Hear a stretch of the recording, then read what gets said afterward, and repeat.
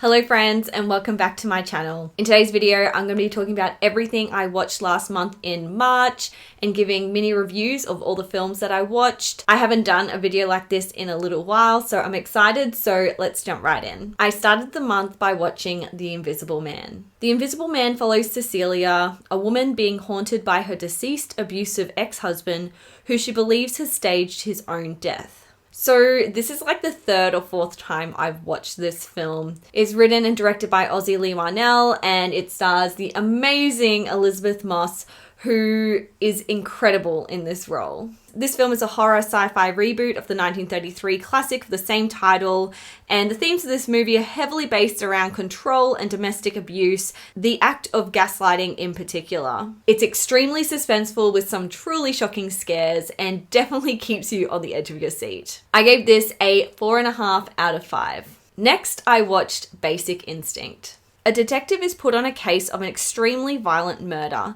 Things start to get complicated when one of the suspects, a very beautiful and seductive young woman, sets her sights on him. Basic Instinct is an erotic thriller and man, it is raunchy as hell. I'd heard about this film before and I knew about the iconic Sharon Stone leg crossing scene, and it definitely earns its title of being iconic. Sharon Stone is so good in this film. I just loved every scene that she was in and it was really fun trying to read her character. She's really hard to read. You're not sure of her intentions. She's, just a very interesting character. It also stars Michael Douglas, who's the detective that gets entangled in this web of suspicion and seduction. It's also surprisingly gruesome and, like I said, extremely raunchy. All in all, I really enjoyed it. I gave this a 3.5 out of 5. Next, I watched Compliance. Compliance takes place during a particularly busy shift at a fast food restaurant. When the manager receives a call from a police officer reporting that one of the waitresses has stolen money from a customer, the situation starts to slowly escalate into a truly shocking crime. I watched this film after watching a video from Emma at Spooky Astronauts and one of her most disturbing video lists, and it definitely was very disturbing. It's actually based on true events, which in the true life case happened at a McDonald's in Mount Washington in Kentucky, and it's honestly so messed up. While I was watching the film, towards like the middle end portion of it, I felt myself kind of disconnecting with it just because I thought they've really just gone too far. Like, this is just so unrealistic. But after looking into this after the film, it actually follows it very true to what happened in real life. And the movie actually missed out a bunch of stuff. So yeah, the true life case is worse than what is depicted on film. And there's a bunch of surveillance tapes. It's actually crazy. The film is very well done and doesn't feel exploitative despite its nature, which I guess I should issue a trigger warning if you're thinking you want to go watch this. It's pretty horrendous in terms of SA. Despite how horrible the film is, I really enjoyed it. But I did put out a full review for this one, which I'll link above. So if you want to hear my full thoughts, you can check out the video. I gave Compliance a 4 out of 5. Next, I watched Missing. When her mother fails to arrive at the airport after an overseas trip to Colombia with her new boyfriend, 18-year-old June takes matters into her own hands by using technology available to her online to track her down. Missing is the standalone sequel to Searching, which is a computer screen life format thriller film, and Missing also is presented in this same format. I absolutely loved Searching. I actually watched it twice in the same weekend. So I went into this one with high expectations and I was super excited to see what the same team did because it was the same directing and writing team that brought us Searching. This one's a lot of fun, and despite it being in the same format and having kind of the same concept as Searching, I feel like it still felt fresh, especially that our main character in this one is a much younger person who's very tech savvy, so it did feel fresh in that regard. Just like Searching, there's lots of twists and turns, so it was a lot of fun watching them all unravel. I also have a full review for this one on my channel, so I'll link it above. But yeah, I really like this one. I gave Missing a 3.5 out of 5. I then watched Scream 6. Scream 6 picks up not long after we left off in Scream 5. However, in this installment, the Carpenter sisters are now in New York City. Shortly after a murder, the girls are targeted once again by a killer taking on the persona of Ghostface. So this was the sequel to the requel that was Scream 5 or 5 Cream, depending on who you're talking to. And honestly, I wasn't super excited going into this. I liked the previous film, but I just wasn't super sold on our new Scream final girl, Sam.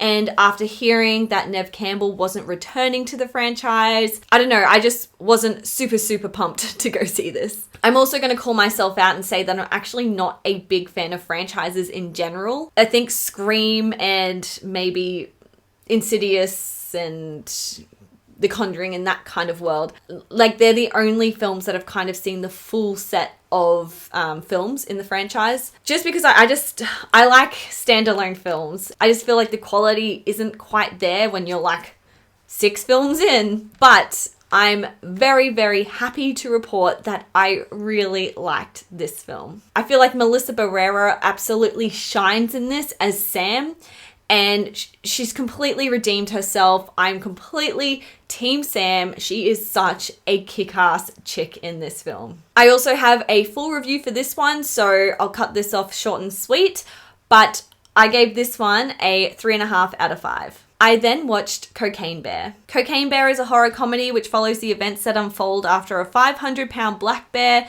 consumes a significant amount of cocaine and goes on a drug-fueled, bloody rampage in a Georgia forest. Cocaine Bear is a gruesome horror comedy directed by Elizabeth Banks. It's based on true events, but I take that claim with a grain of salt. The true case of Cocaine Bear really was a bear consumed a large quantity of cocaine in a forest and essentially died. There was no bloody rampage and all these people being killed, just to keep your mind at ease. I thought this film was okay.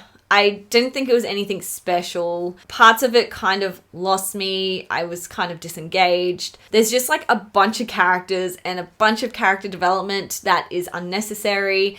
And the structure of the film kind of jumps between these groups of people. And honestly, I just felt like there was not enough bear and too much people we didn't care about. But I do have a full review for this one as well, which I'll also link above. So if you want to hear my full thoughts on this, you can check that out. Overall, if you're looking for a gruesome, silly film, then this one will most probably satisfy your appetite. I gave this one a 3 out of 5. I then watched The Silence of the Lambs. Clarice, the top student in the FBI training academy, is given the task to interview psychopathic, cannibal, and brilliant psychiatrist Hannibal Lecter in hopes to try and get insight into a current case involving a serial killer targeting young women. It's been a few years since I've seen this film, but it's enjoyable to watch time and time again. Jodie Foster and Anthony Hopkins are incredible in this gruesome, twisted psychological thriller. The film has aged really well and it's just super intense and dark. What can I say? It's a classic. Honestly, if you haven't seen this film, go and watch it. This is your sign. I gave The Silence of the Lambs 4 out of 5. I then watched Pearl. A young woman living on an isolated farm with her parents in 1918 has big dreams of getting out there by becoming a star. When the glamorous life she lusts for seems to be slipping through her fingers, her dark and murderous urges boil to the surface. So we finally got Pearls in cinemas in Australia 6 months later after the US. I'm honestly a little bit dirty that it took so long to get this here, especially considering that we got X in Australia at the same time as the US, and I absolutely loved X. I was so excited to hear that we were going to be getting a sequel, or in this case, a prequel, in the same year. But honestly, 6 months, half a year later, what the heck? I'm not sure what the thinking is, like why this has happened this way.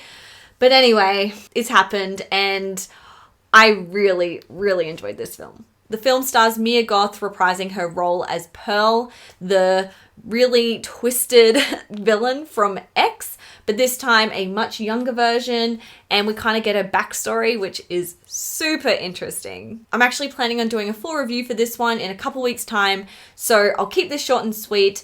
I really, really, really love this film, and I'll share my rating in my review. I then watched Red Eye. A woman is held captive on a passenger airline by the man sitting next to her as she's brought into a plot to assassinate a politician. Red Eye was directed by Wes Craven and stars Rachel McAdam and Cillian Murphy and is a super tense and suspenseful thriller. I feel like I've seen this film before, but while I was watching it, I couldn't remember anything that happened, so it was like it was a first time watch. But I really enjoyed it. I thought the performances were good. I thought it was super tense.